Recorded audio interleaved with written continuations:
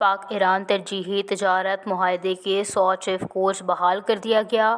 ایران اور پاکستان کے درمیان ترجیحی تجارت کو فعال کرنے کی تفصیلات کے بارے میں ٹریڈ ڈیولپمنٹ آرگنائزیشن کے شعبۂ برصغیر کے محکمے کے سربراہ محمد صادق کنال زادہ نے کہا،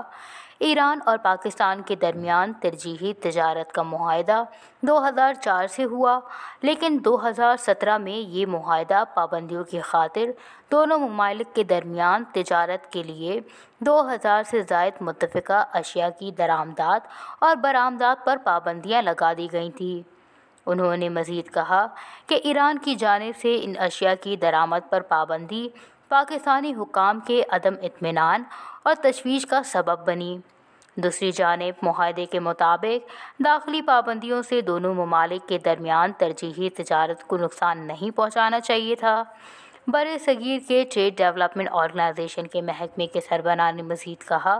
اس کی بنیاد پر 317 ٹیرف کوڈز میں سے 100 ٹیرف کوڈز جن پر پابندی لگی تھی، اب ان سے مکمل پابندی اٹھا کر اصل معاہدے میں واپس کر دی گئی۔